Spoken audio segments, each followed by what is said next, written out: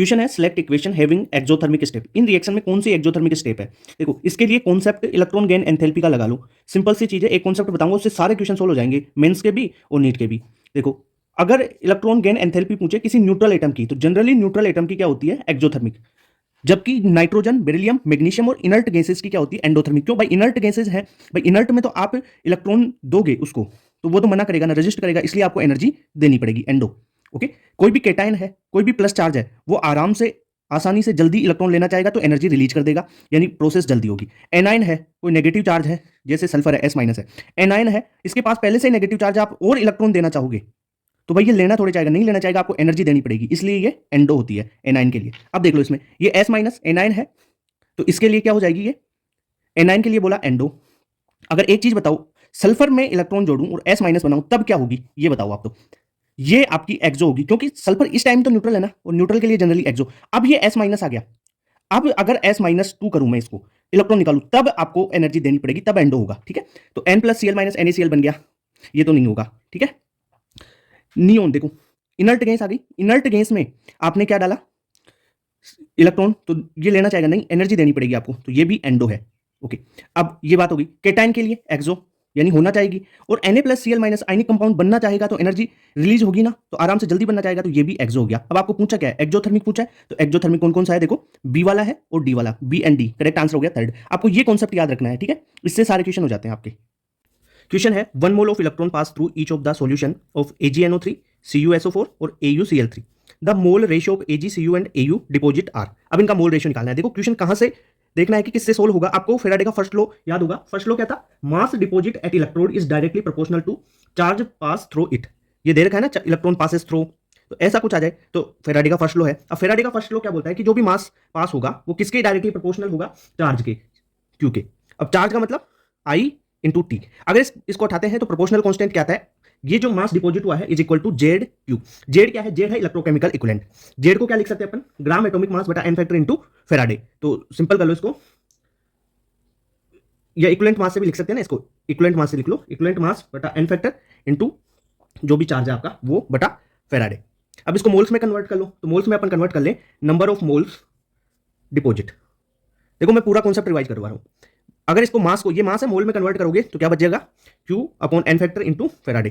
ठीक है, ये मास में कन्वर्ट हो गया, मोल्स में कन्वर्ट हो गया। अब आपको मोल से निकालने थे। पहली चीज देखो यहाँ पे दे रखा है 1 मोल ऑफ इलेक्ट्रॉन, यानी 1 मोल इलेक्ट्रॉन का चार्ज क्या हो गया? 1 फेराडे चार्ज होगा।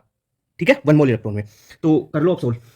देखो चार्ज क्यों 1 फेराडे रखोगे, इस क्वेश्चन को सोल्व कर रहे हैं अब। 1 फेराडे रखोगे, फेराडे से फेराडे कैंसिल, यानी एन फैक्टर का काम आ गया। 1 अपॉन एन फैक्टर हो गया। एन फैक्टर चार्ज के बराबर होगा, ये Ag प्लस में रहेगा, CuSO4 यानी कॉपर प्लस 2 में है, AuCl3 है तो ये Au है प्लस 3 में।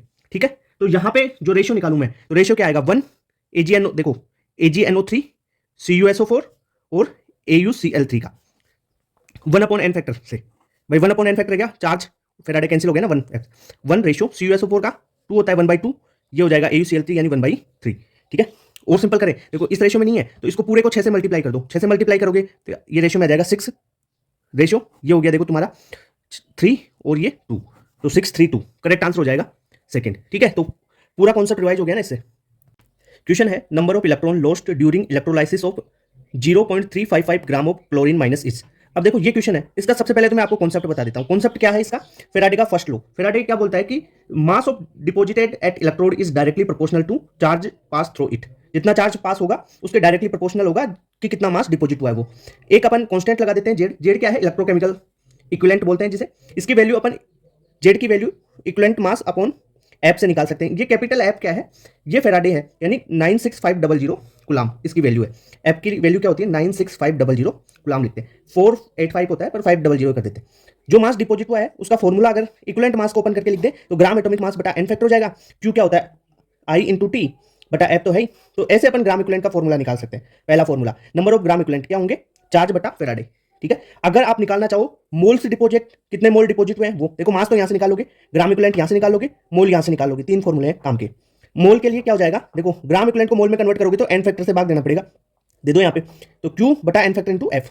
ओके, अब यहां से कंक्लूजन निकाल देते हैं। देखो ये जो ग्राम इक्विवेलेंट है, एक ग्राम इक्विवेलेंट के लिए करोगे तो क्यू बराबर 1F हो जाएगा, और यहां से आप एफ की वैल्यू और इलेक्ट्रॉन के लिए निकालना चाहिए तो इलेक्ट्रॉन का चार्ज रखोगे तो आपके पास आएगा कि 1 ग्राम इक्विवेलेंट के लिए आपको Na नंबर ऑफ इलेक्ट्रॉन्स मिलेंगे। ठीक है, तो 1 ग्राम इक्विवेलेंट जहां पे भी आ जाए उसके रेस्पेक्ट में मोल कॉन्सेप्ट की तरह आप कैलकुलेशन कर लोगे कि 1 ग्राम equivalent is equal to Na number of electron. Okay, अब क्वेश्चन सोल्व करते हैं अपन। अब देखो क्वेश्चन में दे रखा है अपने को, अपन ये जो ग्राम इक्विवेलेंट है ना उसके रेस्पेक्ट में कर लेते हैं। 0.355 ग्राम दे रखा है, इसका ग्राम इक्विवेलेंट निकालते हैं। तो ग्राम इक्विवेलेंट कैसे निकालेंगे?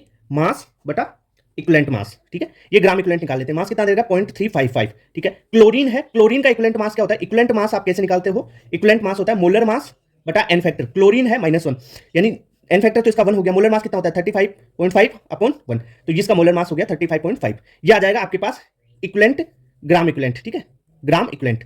अब देखो कितने ग्राम इक्विवेलेंट हो गए? ये 0.001। इतनी बात क्लियर? अब मैंने बोला कि 1 के लिए Na होता है, 1 ग्राम इक्विवेलेंट के लिए Na, तो 0.01 के लिए कितना होगा? 0.01 Na इलेक्ट्रॉन। ठीक है भाई, 1 ग्राम इक्विवेलेंट के लिए Na इलेक्ट्रॉन हमेशा हमेशा सही है ये। ठीक है, इस कॉन्सेप्ट से क्वेश्चन किया करो। 1 ग्राम इक्विवेलेंट के लिए Na इलेक्ट्रॉन, तो 0.01 ग्राम इक्विवेलेंट के लिए 0.01 Na इलेक्ट्रॉन्स। तो करेक्ट आंसर हो जाएगा फर्स्ट। क्लियर? क्वेश्चन है, ए quantity of electrical charge that brings about the deposition of 4.5 gram aluminium from aluminium 3+। ठीक है सर, इतना डिपोजिट हुआ है aluminium 4.5 gram at cathode will be produce the following volume of H2। H2 का कितना volume produce होगा? किससे? From H+ at the cathode. Faraday का सेकंड लॉ तो आपको पता ही होगा, उससे सोल्व कर लेते हैं। जितना एल्युमिनियम डिपोजिट हुआ होगा उसके उतने ही ग्राम इक्विवेलेंट H2 के रिलीज हुए होंगे, प्रोड्यूस हुए होंगे। तो अपन यहां पे क्या कर सकते हैं कि ग्राम इक्विवेलेंट ऑफ एल्युमिनियम जितना डिपोजिट हुआ है वो इक्वल कर दें ग्राम इक्विवेलेंट ऑफ जो भी आपका H+ जनरेट हो रहा है, H2 बन रहा है, H+ से H2 बन रहा है उसके लिए। अब ग्राम इक्विवेलेंट कैसे फाइंड आउट करते हैं? देखो ग्राम इक्विवेलेंट का फॉर्मूला क्या होता है? ग्राम इक्विवेलेंट आप निकाल सकते हो किससे? मोल इंटू एन फैक्टर, यहां से हो सकता है। दूसरी बात, यहां पे सर वॉल्यूम निकालना अपने को, तो वॉल्यूम कैसे निकालोगे? देखो एसटीपी कंडीशन दे रखी है, और एसटीपी पे किसी गैस के लिए मोल क्या कैसे निकालते हैं? वॉल्यूम अपॉन 22.4 लीटर, ऐसे निकाल लेते हैं। तो यहां पर अपन निकाल लेते हैं ग्राम इक्विवेलेंट ऑफ एल्युमिनियम, यहाँ पे एल्युमिनियम के और यहाँ पे H2 के दोनों ग्राम इक्विवेलेंट बराबर कर दो। मोल मोल कितना हो जाएगा? एल्युमिनियम का वेट दे रखा है 4.5 ग्राम upon molar mass 27 into n factor 3। Aluminium 3+ है ना, 3। अब देखो H2 के एन फैक्टर में बच्चे कैलकुलेशन में मिस्टेक करेंगे। देखो क्या हो रहा है, H2 में 2H+ 2 इलेक्ट्रॉन मिलके H2 का फॉर्मेशन हो रहा है, तो 2 इलेक्ट्रॉन ले रहा है ना ये, तो एन फैक्टर क्या हो जाएगा? 2। तो यहाँ पे देखो वॉल्यूम अपॉन 22.4, ये मोल हो गया, इंटू एन फैक्टर कितना हो जाएगा? 2। देखो 2 से ये कैंसिल, ये हो जाएगा 11.2, 3 से ये कैंसिल 9, 9 से ये कैंसिल, यानी 2 बार। तो ये हो जाएगा आपका वॉल्यूम, अगर निकालना चाहें तो वॉल्यूम आ गया 5.6 लीटर। तो करेक्ट आंसर क्या हो जाएगा? 4th वाला करेक्ट। क्वेश्चन है, which has the maximum conductivity. अब देखो कंडक्टिविटी है ना, उसको आप कैसे देखोगे इसमें कि नंबर ऑफ आयंस जितने ज्यादा होंगे कंडक्टिविटी उतनी ही ज्यादा होगी, यानी नंबर ऑफ आयंस की ये डायरेक्टली प्रोपोर्शनल होगी। अब यहाँ पे देखो ये कोऑर्डिनेशन कंपाउंड है, कोऑर्डिनेशन स्पेयर में है, तो इसमें तो कोई आयन है नहीं। अब सेकंड वाले में देखो, एक तो Cl बाहर है, तो एक आयन तो Cl का, दूसरा इसका बन जाएगा, 2 हो गए, इसमें 2 निकल जाएंगे, इसमें तो नहीं है। यहाँ पे देखो 2 Cl बाहर है, तो 2 तो ये और एक ये, 3 हो जाएगा इसमें। यहाँ पे Cl3, 3 तो Cl के आयन हो जाएंगे और एक ये खुद, यानी 4, मैक्सिमम इसमें 4 तो जाएंगे, यानी जितने ज्यादा आयंस होंगे कंडक्टिविटी उतनी ही ज्यादा होगी। तो करेक्ट आंसर हो गया 4th। क्वेश्चन है, specific conductance of 0.01 normal KCl solution is x ohm inverse centimetre inverse. देखो KCl की आपको स्पेसिफिक कंडक्टेंस दे रखी है x, ठीक है, इसकी कंडक्टेंस दे रखी है y, और दे रखा है specific conductance of 0.01 normal NaCl की दे रखा है आपको हैविंग कंडक्टेंस Z इज। तो आपको स्पेसिफिक कंडक्टेंस निकालनी है NaCl की, जिसकी कंडक्टेंस दे रखा है Z। अब ये XYZ के फॉर्मूले में चलना है। देखो कॉन्सेप्ट क्या है, कॉन्सेप्ट बताता हूं। कॉन्सेप्ट क्या होता है कि specific conductance is equal to conductance into cell constant, cell constant. अब एक सेल है, एक ही सेल के लिए सेल कांस्टेंट तो सेम रहेगा, तो अपन क्या कर सकते हैं कि specific conductance K1 upon K2 is equal to conductance C है C1 अपॉन C2 हो गया। ओके, ये कर देंगे। अब आपको K1 कितना दे रखा है? K1 दे रखा है, KCl के लिए बात कर लेते हैं, x अपॉन K2 आपको निकालना है किसकी? NaCl की specific conductance. Okay, is equal to C1 upon C2। C1 दे रखा है, देखो कंडक्टेंस दे रखा है पहले वाले के लिए y और दूसरे के लिए NaCl के लिए दे रखा है Z। यहां से K2 निकाल लो, K2 क्या आ जाएगा? K2 को उधर ले जाएंगे तो XZ upon y, XZ upon y, second option correct हो गया। ठीक है, क्वेश्चन है, the pair of compound which can not exist together in aqueous solution. अब ऐसा क्वेश्चन आ जाए तो आपको क्या सोचना है, कॉन्सेप्ट बताता हूं।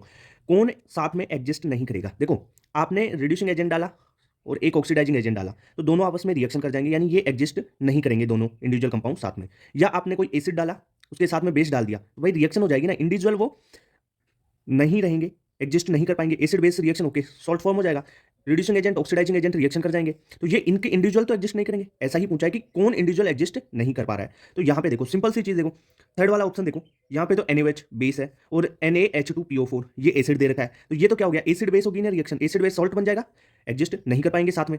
NaHCO3 एसिड है, NaOH बेस है, तो एसिड बेस वाली रिएक्शन होगी ये, तो एसिड प्लस बेस वाली, तो ये आपस में इंडिविजुअल तो नहीं रह पाएंगे, रिएक्शन करके सोल्ट फॉर्म कर लेंगे। ठीक है, यहाँ पे देखो NaH2PO4 Na2CO3, नहीं दोनों सेम हो जाएंगे, Na2CO3 NaHCO3 दोनों सेम है। क्या सेम मतलब दोनों एसिड एसिड है, तो थर्ड और फोर्थ वाला एग्जिस्ट नहीं कर पाएगा। तो करेक्ट आंसर हो गया सेकंड।